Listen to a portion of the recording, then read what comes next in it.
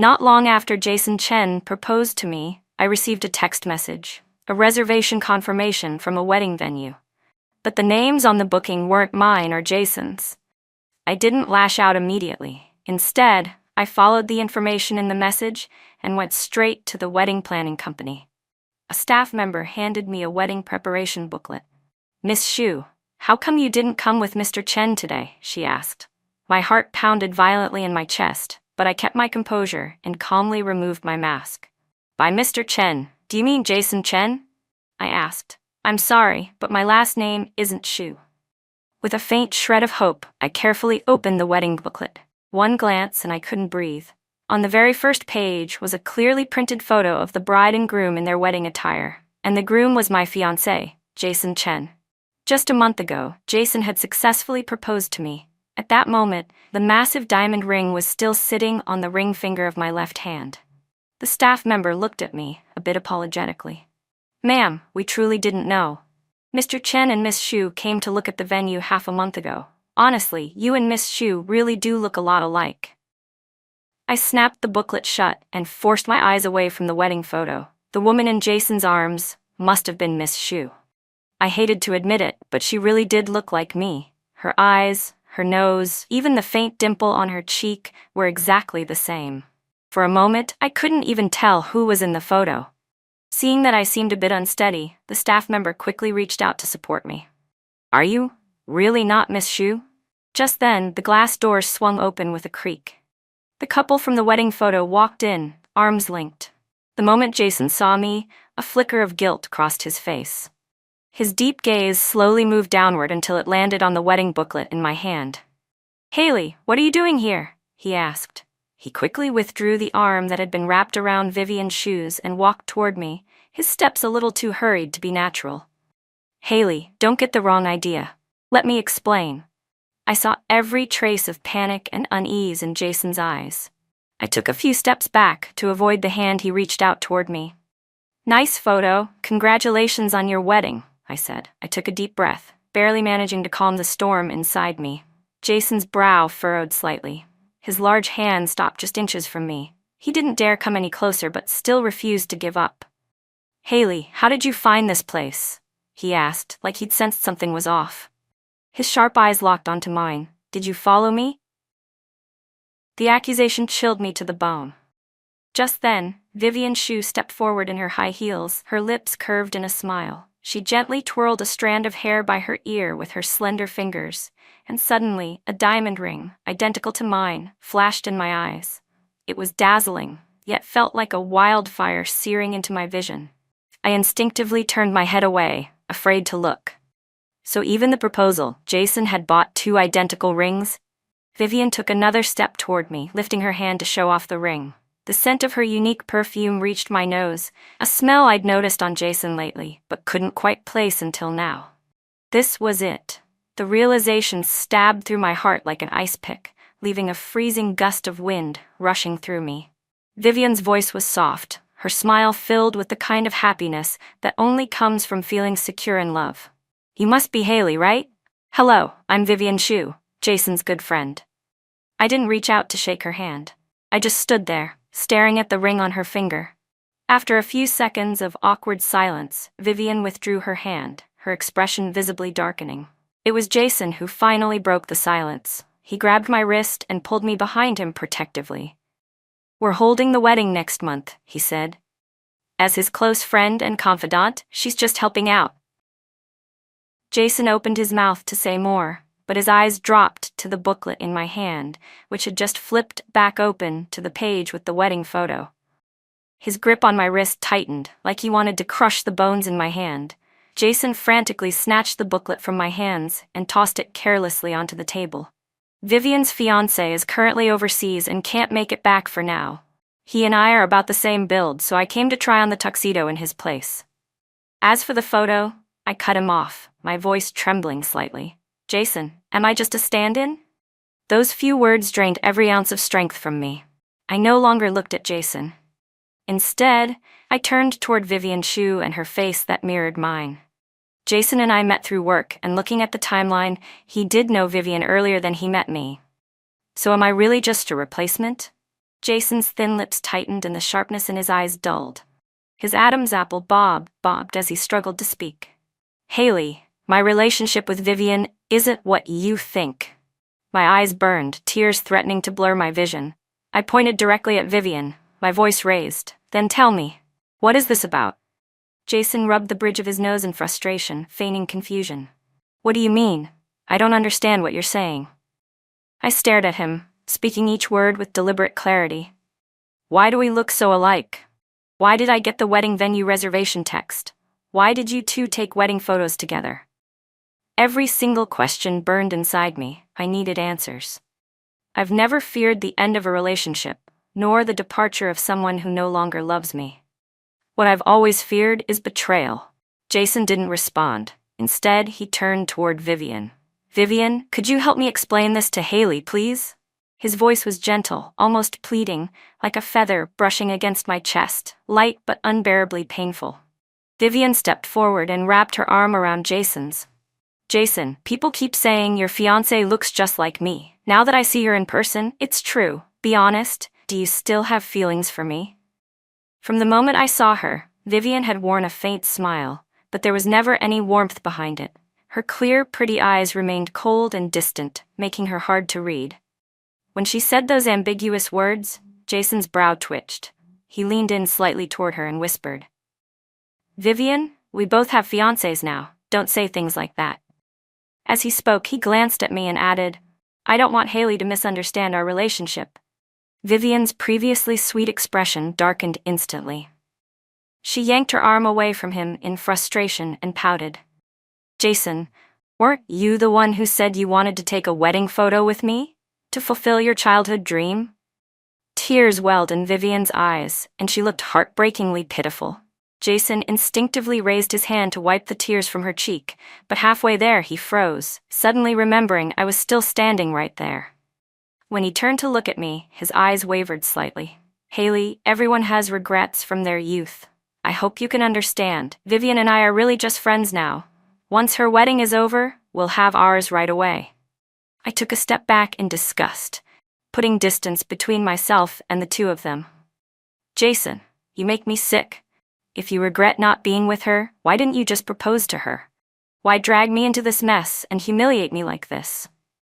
I have no interest in being anyone's replacement. I, Haley Zhao, refuse to be anyone's second choice. You're not worthy, Jason. My gaze dropped to their still intertwined hands, and a wave of nausea rolled through me.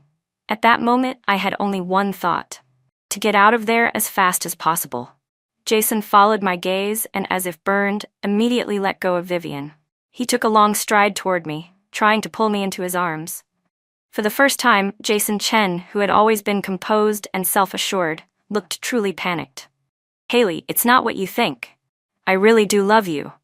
I really want to marry you, Jason said. Spend the rest of my life with you. Before he could finish, I slapped him hard across the face with everything I had. The crisp sound echoed in the room. A vivid red mark quickly spread across his otherwise handsome face. He held his cheek in disbelief, lowering his eyes to look at me. Haley, you hit me? The staff, who had been quietly watching from the sidelines, gasped aloud. But Vivian Shu remained still, standing calmly in place, as if she had seen this moment coming all along. A faint, mocking smile tugged at her lips, a trace of blood at the corner. Let it out if it makes you feel better, Haley, she said sweetly. But Jason and I still have things to take care of today. Vivian turned to the staff and gestured with her finger. The groom's suit still needs adjustments. Follow Jason's measurements and fix it accordingly. And since his fiancée is clearly upset, let's change the name on the booklet back to my husband's. As she spoke, she turned and glanced sideways at me. There. Satisfied now, Haley? What made her think changing the name back would make this go away? I flexed my hand, still tingling from the slap, and let out a cold laugh. I really don't care whose name is on that damn booklet. But if you're really so capable, why not list both Jason Chen and your husband's names on the cover? Let's see how that plays out at the wedding. I picked up my bag, ready to leave. I had no intention of getting dragged into their mess any longer. But Vivian stepped in front of me, blocking the door. Her delicate brows furrowed tightly. Haley, are you still mad? Don't worry, your fiancé is yours. I'm not the kind of person who'd try to steal someone else's man. Her words grated on my nerves. Without hesitation, I raised my hand and slapped her across the face. This slap wasn't as forceful as the one I gave Jason. After all, the real root of this mess was Jason himself. If he'd kept his boundaries, none of this would have happened. Vivian fell silent, her wide eyes, so eerily similar to mine, staring at me in disbelief. Haley Zhao, what gives you the right to hit me? Just because you found out you were my substitute? Embarrassed now, aren't you? Her voice trembled with anger, each word like a sharp jab to my chest. But before she could finish, Jason suddenly cut her off. He grabbed my hand and pulled me to his side, placing himself opposite Vivian. Don't keep provoking her tonight, he warned. Haley is my fiancée. I helped you book the venue and tried on the tux for you as a friend, nothing more. I stood there, staring at the two of them, our faces so alike, even our names sounded alike. I couldn't help but wonder, could Jason really tell the difference between us? How many nights had he held me close, whispering Wan Wan again and again? Was he calling me, or Vivian? I yanked my hand free and shoved him hard. Jason staggered backward, his balance thrown, nearly falling to the ground. Jason, I said, voice sharp, one last question. Did you pay the deposit for that wedding venue? Jason's eyes darted away, unable to meet mine. A few days ago, I noticed a large withdrawal from his bank account.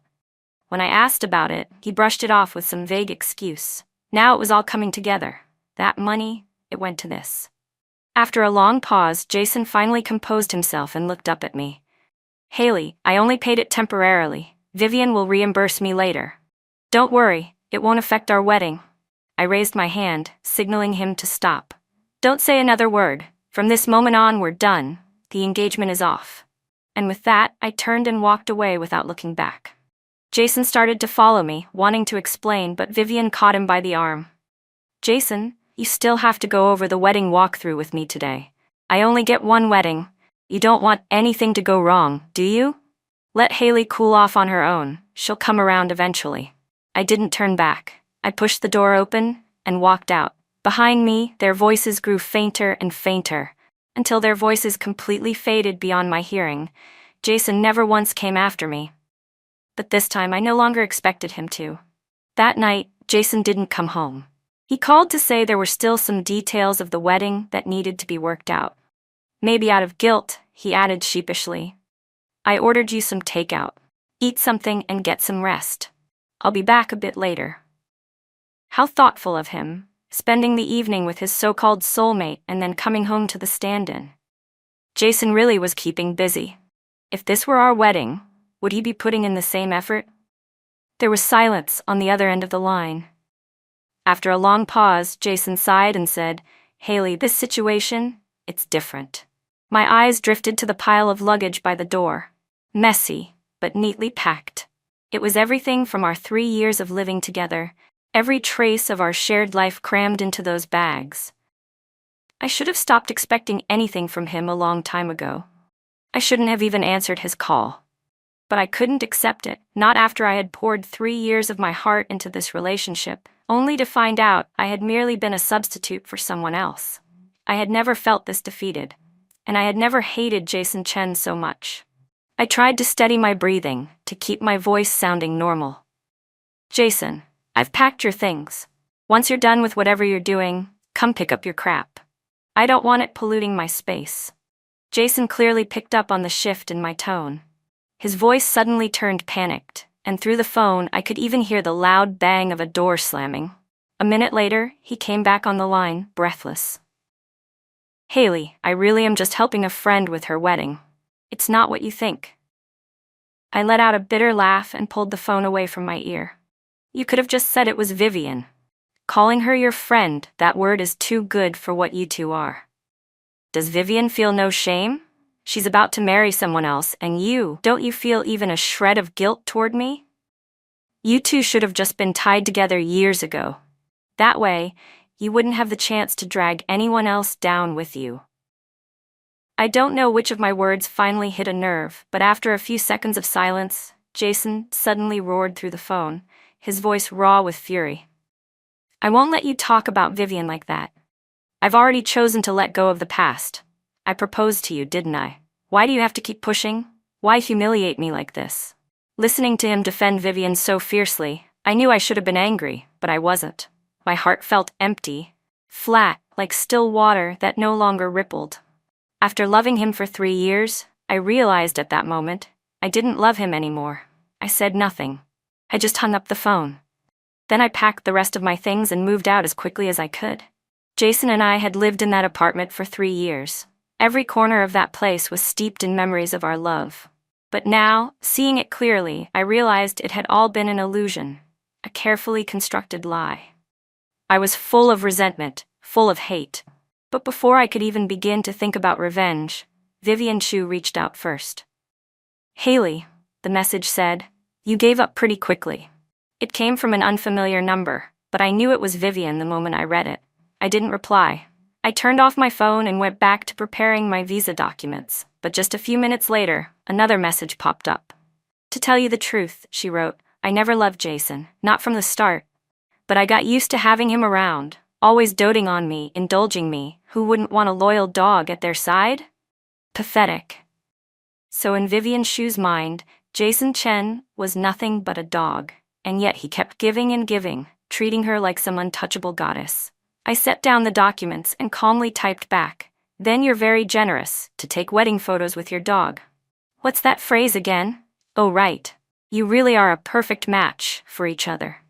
Vivian clearly didn't take that well. It took her several minutes to respond.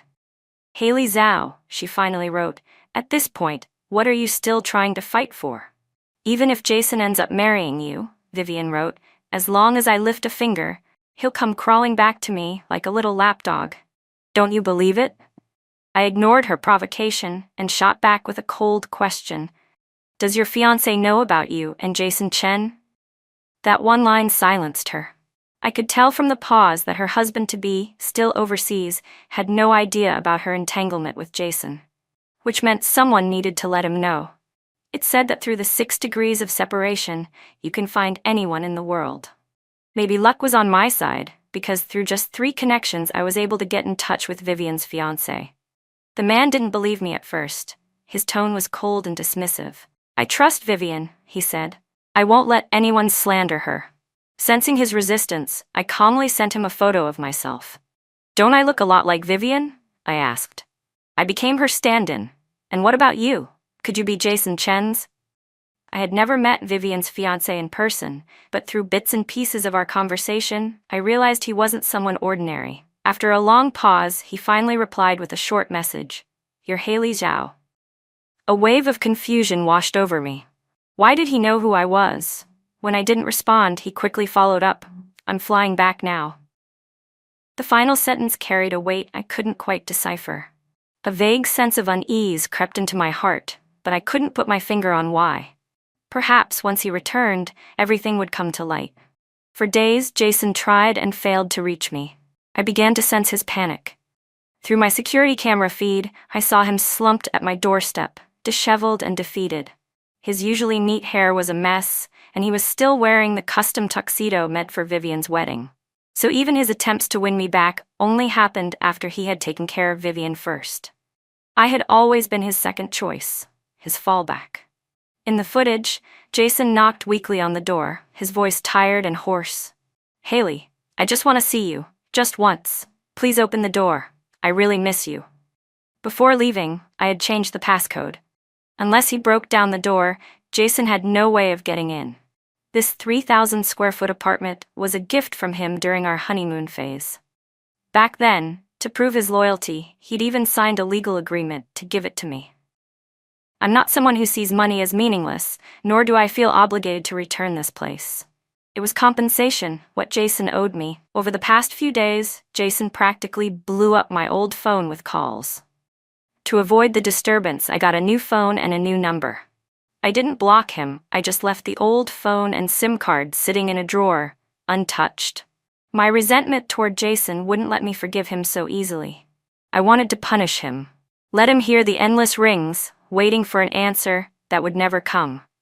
I knew I was never the most important person in his heart, but as long as he still carried an ounce of guilt, this would be enough to torment him.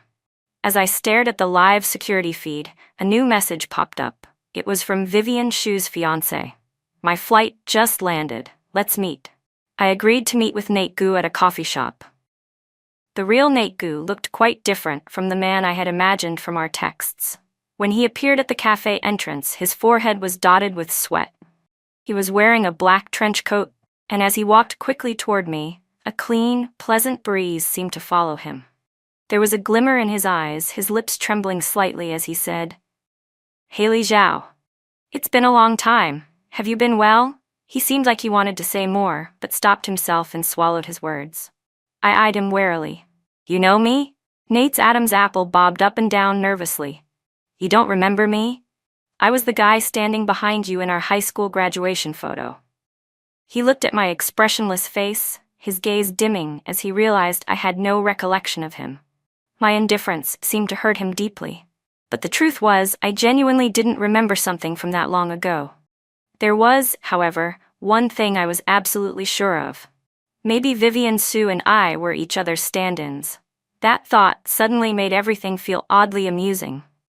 Nate Gu didn't seem particularly interested in the details of Vivian's drama. As I explained everything from beginning to end, his deep, unwavering gaze never once left me. His stare burned into my skin until the back of my neck prickled.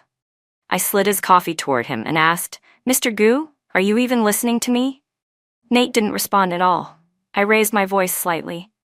"Nate Gu, your wife ran off with another man." That finally jolted him back to reality. His eyes cleared instantly. "It's not that big of a deal. If you're still angry, I'll take you to confront them together." I leaned forward slightly, hooked a finger around his tie, and smiled teasingly. Why bother going to them? Wouldn't it be more satisfying if they came to us? Before the words were even fully out of my mouth, a shrill scream erupted from the cafe entrance. "Nate Gu, what the hell are you doing?"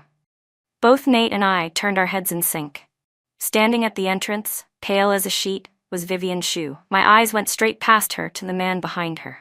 I burst into laughter. Well, if it isn't my ever-helpful ex-fiancé. Jason Chen shoved past Vivian in a rush, his long legs carrying him quickly toward me. He reached my side and yanked my wrist. "Why are you with him tonight? I've been looking for you for days. Come home with me." I tightened my grip on Nate's tie. No matter how hard Jason pulled, I didn't let go. His eyes turned red with frustration. He reached out with his other hand to try and pry my fingers off, but Nate stepped in swiftly and knocked Jason's hand away. "Mr. Chen, before I lose my patience, I suggest you take your hands off her." His voice was calm, but the chill in his tone made the whole room tense. Jason stared at him for a few seconds, then finally backed down and let go, though clearly unwilling to give up. "Since her fiancé's back, maybe we shouldn't get in their way. Come home with me. There's something important I need to tell you." Still leaning forward, my fingers curled around Nate's tie, I didn't move. From any angle, the scene looked as intimate as it could possibly be. Vivian Shu, still frozen in the doorway, finally regained her senses and stormed toward us in heels. She raised her hand, clearly intending to slap me. "Haley Zhao, you really are shameless. Can't keep Jason's heart, so now you're seducing my husband. All this effort, and it's still pointless. You'll never be anything more than my stand-in." But before her slap landed, Nate caught her wrist firmly. In the next second, he shoved her hand away without the slightest change in expression. "Vivian, stop this nonsense."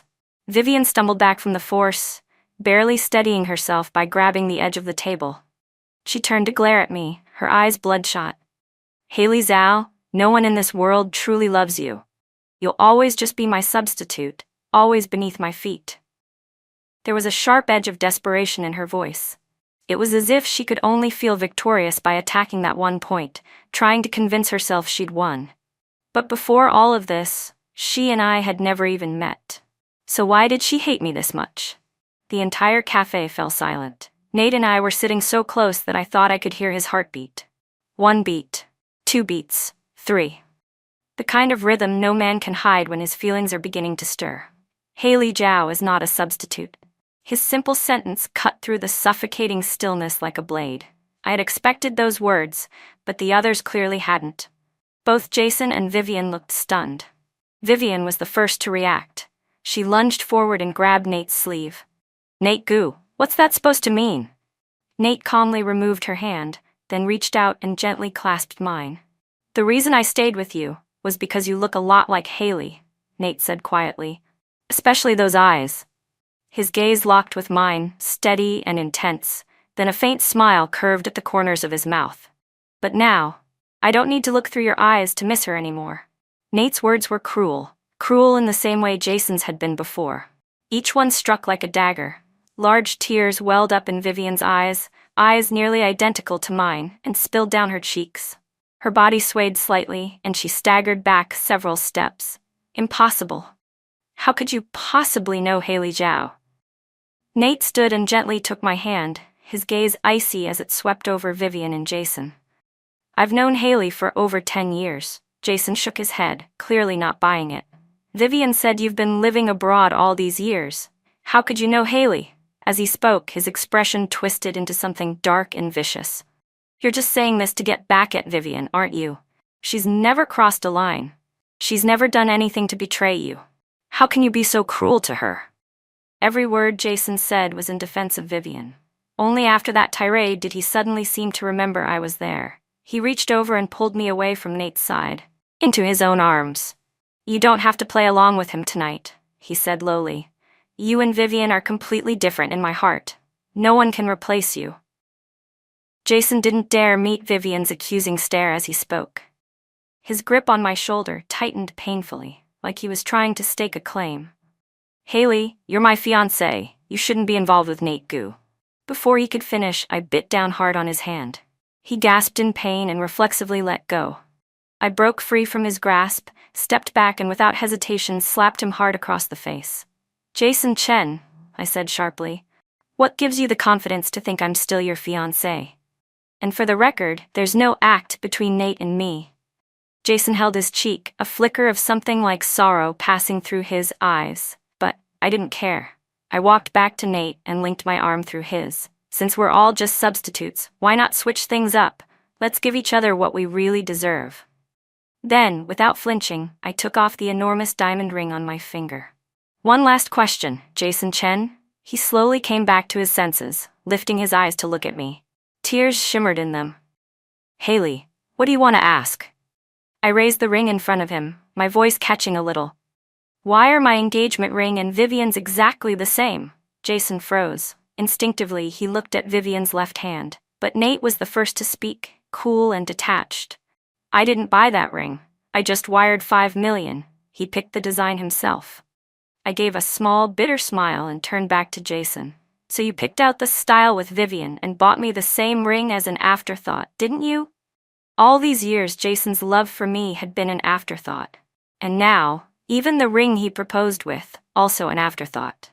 The irony was almost poetic. Even though I already knew the answer, I still wanted to hear it from him. Jason lowered his eyes, his lips pressed into a tight line. The silence was suffocating until Vivian broke it with smug glee. It wasn't just an afterthought, she said. You might as well know the whole truth. My diamond ring is real. Yours? A high-quality fake Jason picked out himself. She laughed, her voice sharp and biting. Did you really think Jason could afford a ring worth over $4 million? Her words hit like a boomerang, right in the center of my chest. I had imagined 1,000 betrayals, but not this one. Jason panicked instantly, his lips parting, scrambling for an explanation. I didn't give him the chance. I hurled the ring directly at his face. The sharp edge of the diamond cut across his cheek, leaving a clean, bleeding gash.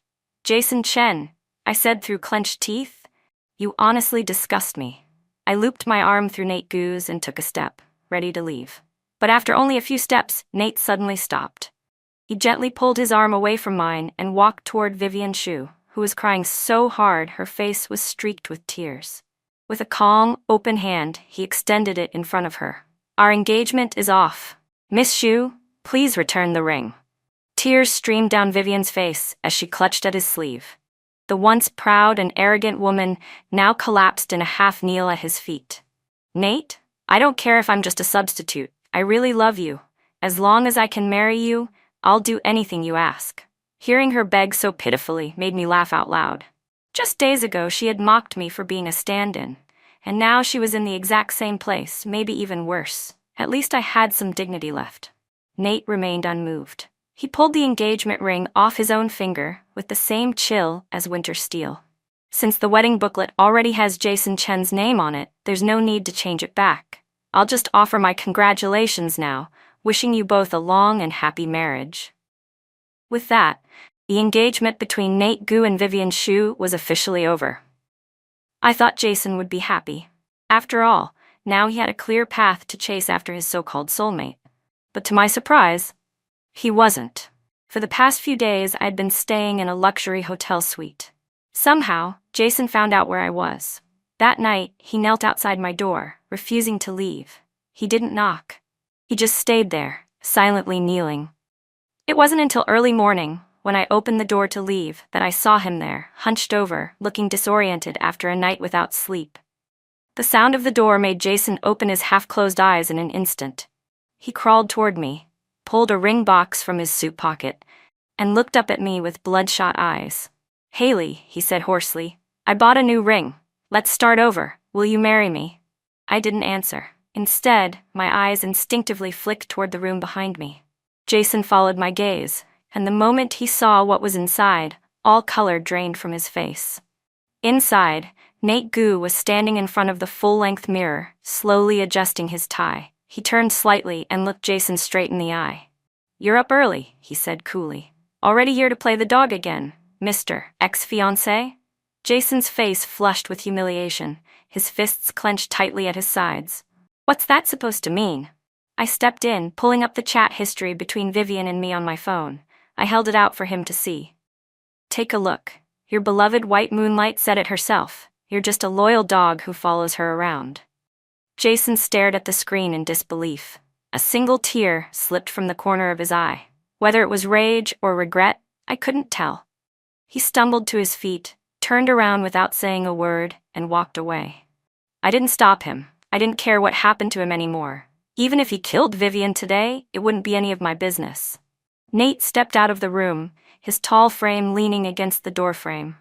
"Haley, do you know why the two of them have been circling each other for so long and still won't be together?" I looked away from the hallway and smiled. "One enjoys the ambiguity. The other wants the money. Jason knows very well he can't be with Vivian, and Vivian prefers someone like you, rich, powerful. Jason doesn't measure up in her eyes." Nate's lips twitched into a half-smile as he looked down at me. "Then what about you? Do you want my money?" I shook my head. "Mr. Gu, the show's over. Time for you to leave. From now on, there's no need for us to stay in touch." A flicker of disappointment crossed Nate's eyes. Clearly, he hadn't expected me to say that. After a moment, his lips curved into a forced smile. "So last night, you only invited me over to put on a performance, right? To play a game of Go, make it look like you'd moved on, and make Jason give up completely." I looked at him steadily, expression calm, not denying a word. I didn't deny it. I refused to be anyone's substitute, so naturally I wouldn't accept someone who once chased after a stand-in, only to return claiming he loved me. "Nate Gu, to me, you're just a complete stranger. If you had truly loved me, you would have stood firmly in front of me 10 years ago. Being able to stay silent for 10 years only proves one thing: you didn't love me enough. And someone I don't like now, I'll never grow to love. Not in this lifetime. I'm sorry." I didn't give Nate any further explanation. Whatever feelings he had for me a decade ago, he'd missed his chance to express them. A teenage crush is meant to stay in that time. No need to say it aloud. No need to reach back for something long past. Nate's gaze lingered on me, dazed and quiet for a long moment. Then suddenly, he smiled, like he had come to peace with something. "Haley Zhao," he said softly, "you're still the same as you were in high school. And maybe that's exactly why I've never been able to forget you all these years." He raised his hand, slowly reaching toward me, then stopped just 2 centimeters from my hair. After a pause, he pulled it back. "If that's how it is, I won't push it. Haley, I hope your life from now on is peaceful and smooth." I smiled faintly. "Same to you, Nate. Peace and smooth sailing."